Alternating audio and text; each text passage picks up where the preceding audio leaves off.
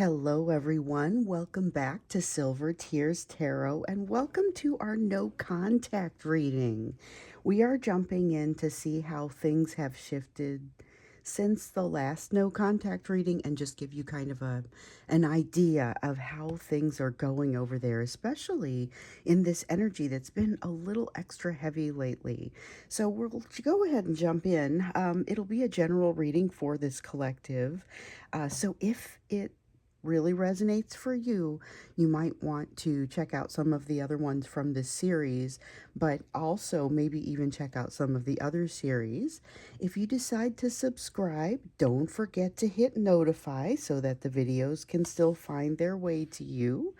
I'm going to go ahead and read for you with the Constellation Tarot today, as well as Tarot of the Spirit, and we're going to get started with the Enchanted Map. So the Enchanted Map. This is one of my favorite oracle decks. Never really fails. Never fails to tell you exactly what you need to hear. Okay, we've got the card of the Balancing Act. What I really like about this card is that it really, when you get down to it, it's about you choosing what is going to stay into your life. Because when you get the card of the Balancing Act, it's about trying to pull too many things together, or potentially needing to find that balance, needing to choose what that balance is going to be. But one of my favorite parts about this is the word choose, because the Balancing Act implies that you have not necessarily some choice about what you face, but a choice about how you balance each of the things that you face. So keeping something like this in mind, then as we move in, we're going to go to the first question. It's about how your person is doing in this difficult energy. So if you're in no contact or insufficient contact, I sometimes like to say, and this no contact reading is useful for anyone who is, of course, in zero contact, but sometimes those bouncing in and out of contact experiences, when you're not in contact, this will qualify. Or in some cases, we have people who do communicate, but can't really have, like, they talk, but they can't communicate. Maybe that's a better way to say it. So that kind of fits more into that insufficient contact. May still be useful for a person watching this reading, because it's really about lack of communication for people within this collective. So let's go ahead and take a look at how this person is doing in this heavy energy. So in the Thursday members reading, we asked, or several of the people asked about the heavy energy that we've been experiencing. I did a reading for that. It came into the concept came in again yesterday, and as I was doing the meditation for this reading, I realized we needed to look at that specifically, because that's one of the things that's a little different from the last time that we did a no contact reading. So here we have the Seven of Pentacles. This is that, as I like to call it, a card of investment. This is interesting because this has your person taking this energy that is heavy. It's bringing a lot of dreams. It's creating some challenges for many of you. They are taking this energy and not necessarily interpreting it the same way that you are, but it does feel like there's something that's kind of almost stacking up or mounting beneath the surface that could ultimately be something that helps them to maybe even take that next step in healing. So early to tell about that, but I feel it in there a little bit and want to give credit where credit is due. So we've got this Four of Cups that comes out for them as well. This is the thing that might cause them to be blind to this blind to this potential, or possibly numb to this potential. This has a sense of being blind or numb, but really it is disappointment, getting to a point where something no longer matters to them. Not where nothing matters to them, but where something no longer matters to them. And so that's the energy where we find them right now. Something is an unfinished business. They have an ache of unfinished business with the Earth card here in the reverse. It's like the World in the reverse. It's like something that is unfinished. It's got a strong unfinished business vibe, but there's an ache that goes along with this, a wanting to be better, to improve something. But with this Four of Cups, that is going to be maybe a little bit of that apathetic sort of energy that holds them back from any real improvement. Okay. I changed up a couple things on my table. On Halloween, I changed things up. And I realized that I had received the comment at one point that I had cool things on the table before that aren't there typically now because I have been very consistent. And so I figured, well, why not change things up every once in a while? So I have this cool thing that came from Morocco and has an incredible energy to it.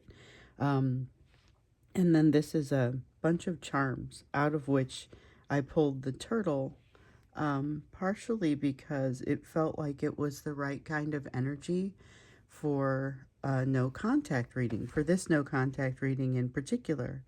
Um, Curious to know what should go in there. That was something that kind of came out as this was all during the meditation.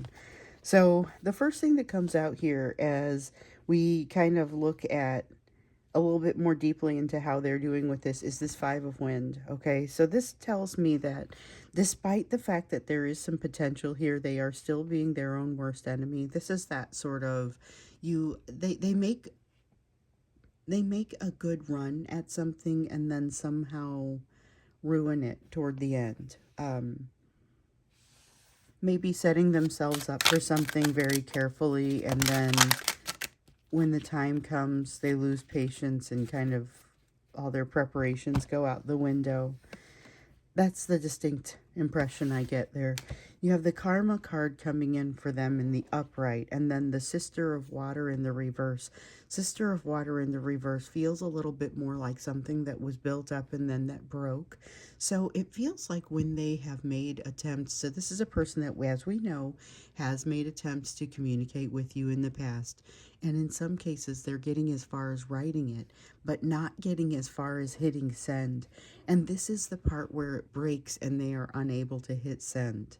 Now, I'm not saying that it has the tone of the apology, like what they're writing, but the card does a little bit, but it's like an apology that isn't delivered and that they feel like can't be delivered, but they are threatened by, those are the words that come out with this, threatened by the concept of karma, the concept of coming to a balance. It bounces right off of this unfinished business sort of energy. So here is a person who is not feeling like this is a state of unrest. It's unrest. They're not feeling calm.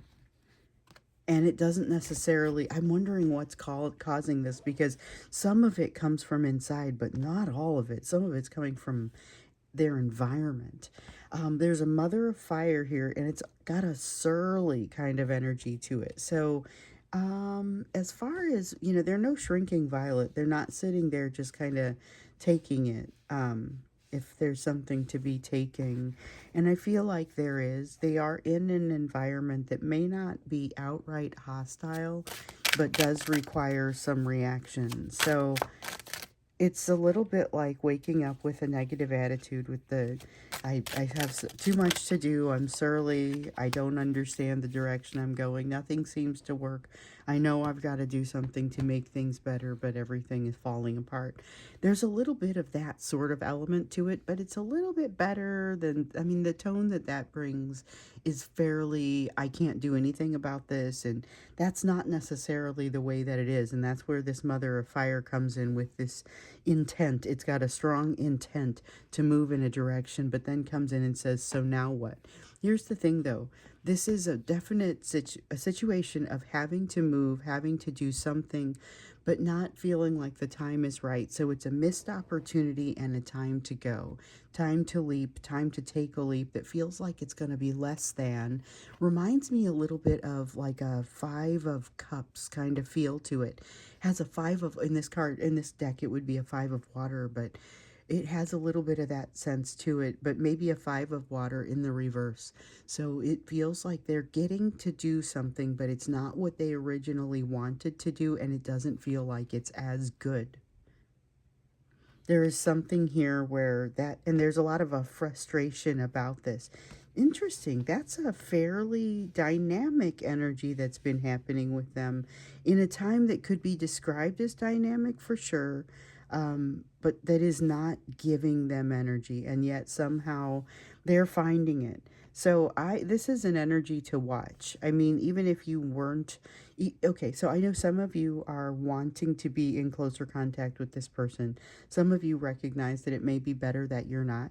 This is a person that, if I were just calling it like I see it, which I'm going to call it like I see it, I would watch this person. They are ready to make a next step, ready to make a next step. And I think in a positive direction. That four of cups in there is really the biggest threat to moving in the positive direction. But what I see here is this is a person who is going to do action as opposed to just sitting still, and that's going to enable them to have momentum. It feels like they ultimately, deep down, do want to go in a better direction, but their attitude is a little wishy-washy. So we'll have to kind of see where that goes. I'm curious to see what is between them and hitting send? What is between this person and making contact? Yes, what sits between them and contact? So we have the Ten of Wands. Feels overwhelming. It feels overwhelming, and the more time that goes by that you don't have a specific conversation. So this, even for those of you who haven't talked in months or longer than a year, multiple years, and some of you were out there like that, this is a specific conversation that needs to come up or needed to come up and never did.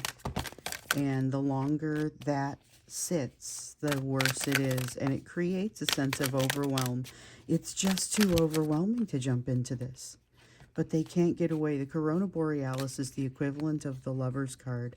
They don't feel like they have a choice to unhitch themselves from this situation, which kind of builds the overwhelm a little bit more, but there's not a whole lot that they're able to do about that. There's just so much. It's regret. There's a sense of regret in there. But we also have the card of the Centaurus. Okay, so the card of the Centaurus feels like a very slow moving, certain kind of energy that provides a little bit of that emotional guidance, that spiritual guidance that they so need at this time. And it feels like they feel like if they could just get that guidance, if they could just understand what to do next, then it would be simple and they would just go do it. But that's an excuse. I mean, not to be rude, and I don't want to, I don't disrespect their excuse, but it does feel like an excuse. I would do this if I knew how, and then they can be told how, and they would still be saying, well, then there's another reason I can't. And that comes all off of this card. So we have the Ten of Water and the Devil card. They're in a place, yeah, all of this. This is a big piece of what keeps them out of contact, of what keeps them separate. There's a lot of additional third-party energy that they are working through over here. I mentioned that some of this, what was happening with them, is coming through like from the inside of them, and some is coming from the outside. Some is coming from this third-party energy. So remember, third party is you and they are the first two parties. Anything outside of that, no matter how long it's been there, it could be their parents been there longer than they have, it would still constitute a third party. Even a relationship that has been around longer than your relationship would constitute a third party because you and they are parties number 1 and 2. So here's the thing. It could be work. It could be family. It could be social. It could be in their household. It could be outside of it. There is third party energy that pulls on them, creating that what I sometimes like to call that third party force field. So the decisions that they make inside that force field are different from the ones they make when they're standing next to you. So they have a very strong energy pulling on them, okay? Very strong third party energy pulling on them. And the devil card says that they're locked in some other way. So it isn't even just through legality. If you're talking about a person who is legally wed, legally married, this isn't that. This is something a little bit different. This has to do with, this would be the responsibility that married person has for a child or something. And obviously that's not everybody's situation. It's just an example, but this is more of a, you can't get out of this type of responsibility. Even if you walk away from it, you can't get out of it. But it's compounded by, I've saved this one for last because it's all of this. There's a third party energy pulling on them. There's something else that they feel like they can't get away from or walk away from or walk to. Here's the thing though, the Ten of Water talks about how this is so much easier for them if they allow it to live in the realm of fantasy because it's cleaner, it's easier. You do exactly what they want in that situation. You're never upset when you get put on the shelf or the whole thing gets put on hold. We see time and time again in Divine Masculine Messages. I asked it what they wanted to say to you in the very last no contact reading, and it was in the extended. I asked what they secretly wished they could say to you, and it was the biggest, the strongest message that came out was that they wanted to put in a bookmark and just kind of hold things where they are so that they can come back to it later. In this fantasy place, they can. Okay, so we also have the Chariot and the Temperance card. This is about it's an illusion of balance. It's maintaining an illusion of balance that they are aware is an illusion, but they want to hold things steady so that they don't have to try and figure out how they're going to cope with a changing situation on top of what is already a changing situation. And if you listen to the third party series, you know that their third party energy constitutes it constitutes a changing situation. The power dynamic is fluctuating madly in that situation alone, and they are not the ones who have the advantage. So if this is happening at work and you feel like it really doesn't impact you, what may impact you is that fact that that power dynamic is really shifting. So you have somebody that wants to be able to maintain movement in a direction, but the direction isn't clear. So the Chariot card is often a couple of horses or somebody pulling a chariot, and they often are not going in the same direction, and that's part of what is coming out here. It's unclear as to the direction that they would go.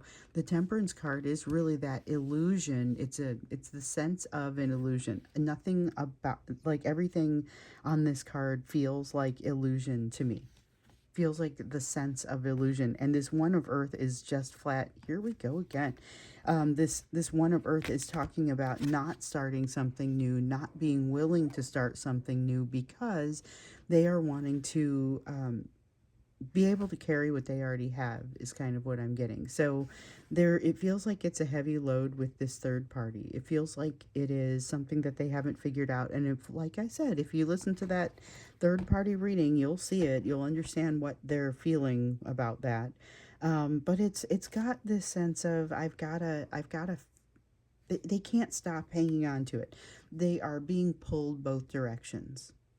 Unfinished business won't start the unfinished business. I mean, they're very much aware of that unfinished business and completely unwilling to do the work to get it started. And it feels like this is a consistent refrain from them. It's a constant one as well. So that's kind of what sits between them and being in contact, but there's something under the surface that it feels like we are not seeing.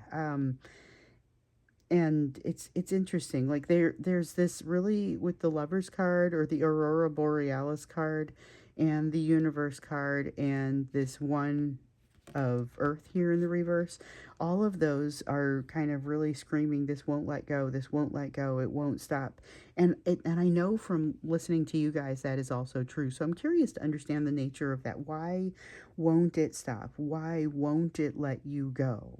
You know, What is the nature of this, that even in a no contact situation, this is one of the most common questions I get. Why can I still not let this person go?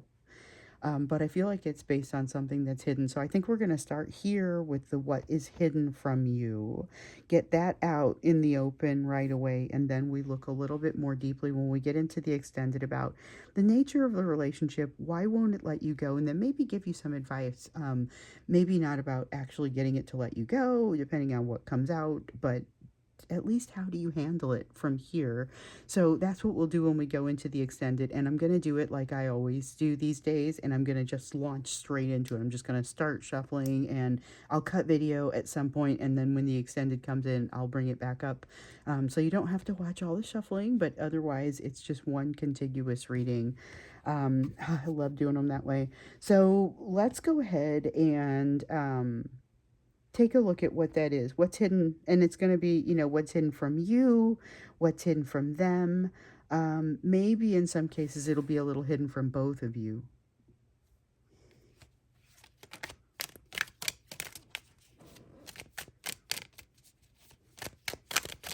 Yeah, I feel like there's going to be quite a bit that it could be hidden from both of you. This is interesting. So it's like contact is too heavy for them to consider. They've got a third party pulling on them, creating that force field feeling, and they would rather just dream about you because it's easier.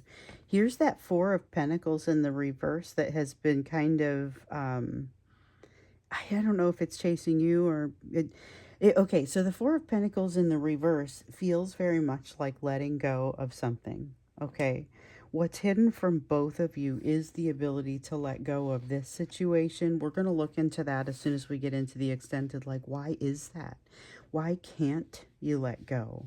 Some of you have really tried to cut things off and just say, I'm not going to do this anymore. It's not good for me, and I know I keep saying, yes, there are lessons that have to be taken in, and that's what this is for. But there's got to be more to it, because the way that this feels and the way that the two of you are unable to make it stop, or at least make it feel like you don't have to be so tethered, It's just something you feel like you don't have much of a choice about, and they're in kind of the same place. The ability to let go is part of what's hidden from you. Then we've got a Six of Swords. The clarity around this. So Six of Swords is a card of clarity, and in some cases it's really about being able to reflect on things. Things have come at you a little bit too quickly, or maybe it's not that the speed with which they came at you, but the way, the order, something that makes it just as confusing and almost perpetuating a confusion. There's something that about the situation and the way it has come to you that perpetuates confusion, puts you on the defensive. So there's also a feeling of being on the defensive. It's the reason that they feel like they need to hide behind this illusion of quiet, this illusion of balance. And so it's almost like a problem that perpetuates itself. Yeah, I definitely get the problem that perpetuates itself kind of vibe from this. And that's one of the issues that you, like, as a person experiencing it, that makes it more difficult. From the outside, it looks artful. It looks masterful.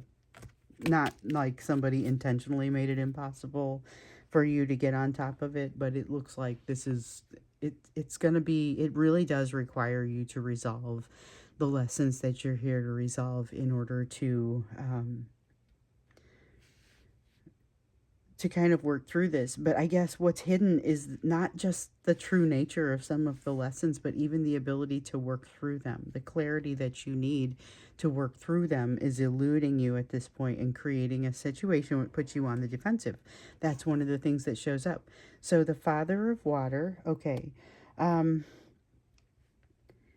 of the gifts that you have Father of Water, Father of Wind. And we're going to get both of those. So one of the gifts that you have as you come into this situation, and this is you, is the ability to have both the emotional side and the logical side. Okay, they have this as well, but it feels like right now one of the things that's challenging you is the emotional side and the logical side are a little bit at odds.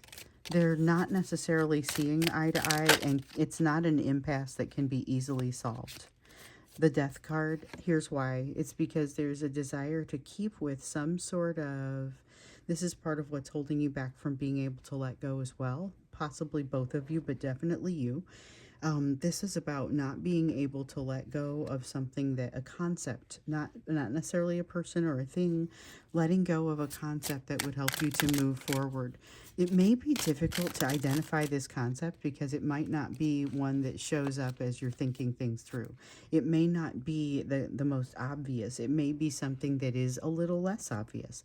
You have the Emperor in the reverse talking about control of a situation, but more than that, not like like you aggressively trying to control a situation. That's not the feeling of this, but it's like telling yourself there's nothing more to learn over there. Let's, like, you're checking